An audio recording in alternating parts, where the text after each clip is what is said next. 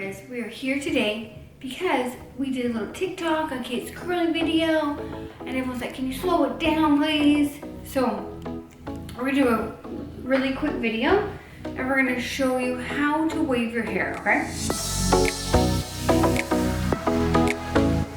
So first things first. First, you want to brush your hair out so it's not super tangly. And then, unfortunately, one of the main things people ask is why does my curls not stay? A lot of people, especially this age, like they have a lot of oils in their hair. So if you're not using the right shampoo and really clarifying it and really making sure it's clean and not heavy and doesn't have wax buildup, a lot of the shampoos you buy at the store, I can literally scrape wax off people's hair and their hair does not hold curl. So that's your number one thing, is make sure your hair does not have buildup. Next, we're gonna take Biolage Thermal Active Spray.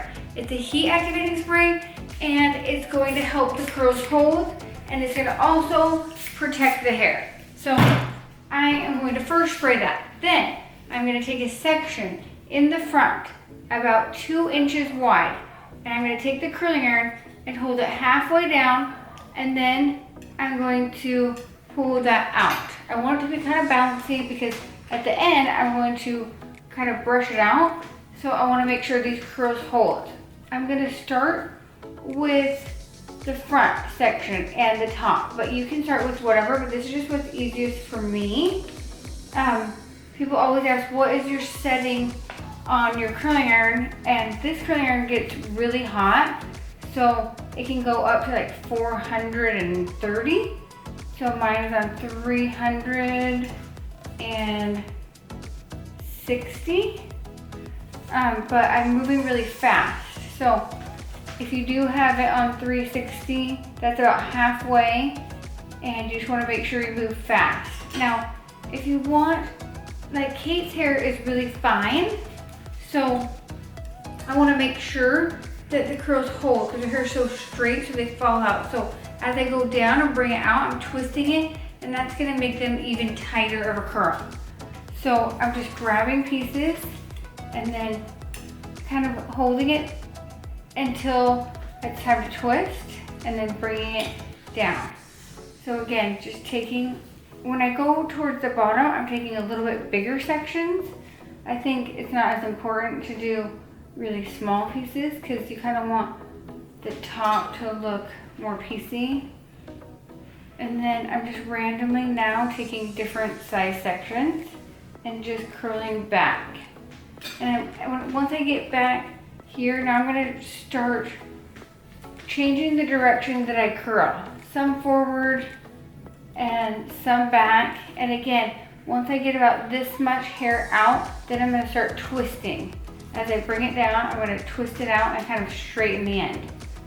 That way it can make it hold a little better. Some people's hair holds really good and some people's hair does not. So you just have to kind of do the way your hair is. Like if it doesn't hold good, then do more twists and make it a little tighter. And then again, just going through the whole head just like that. And if people have extensions, then you're gonna have to curl those extensions together. Like take a section that has some hair of your hair, some of your extension hair. And then do the same thing. I'm gonna spray it one more time with the spray. And start from the front, and you can see how big a section I'm taking. It's not huge. And I'm just curling this back and away from her face and twisting as I go down. And when you go down that last section, when I want it to be kind of a little bit straighter, because I don't want it to be like so bouncy curly. I want it to be more like peachy. Sorry you can't see my face, but this is just how we're gonna do it when we're quarantined. I'll just scrunch out like this. But I want to make sure you can see up close and see how we're holding the curls. But this barrel is so nice because you can take bigger sections because it's such a long barrel that you can wrap so much hair around it. And I feel like it holds so good too. Again, just sectioning and just going all the way to the back. And once I get to about right here, then I'm gonna switch the way I'm curling. Just kind of alternate them around. And if you need to respray the spray, you can. I mean, we have every curling iron that they make on the market because I love to make sure that, like, I just feel like I just love testing out a bunch of different irons and making sure that it's the best one. So I don't want to have you guys buying something that's not worth the investment. We used to use a lot of the Babyliss ones, and those we love too, but I feel like this one just curls even that much better. And again, just going to the back and taking sections starting from halfway, curling it down. And once you get halfway, holding that curl and just releasing it. As I release, I spin down. So again, just going all in the back and just holding it and then twisting it, and then come out. It'll make that curl a little tighter. This is now introducing Lily and Cody. This is our famous Cody, the toy poodle. He's the best dog ever on the planet. And okay, so what we're gonna do now, once you let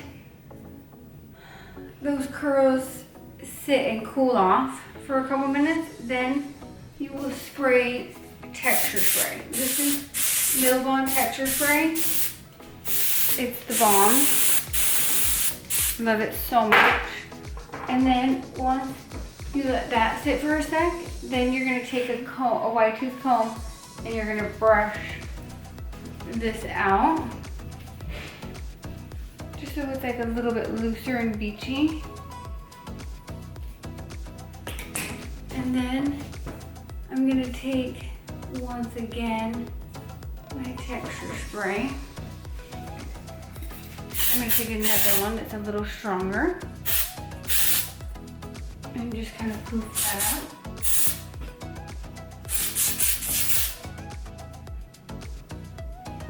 And sometimes I'll go back in and just barely just take the ends and just kind of straighten them out a tiny bit if you want it to be a little bit straighter on the ends under some pieces. All right guys, so that is your at-home beachy wave tutorial.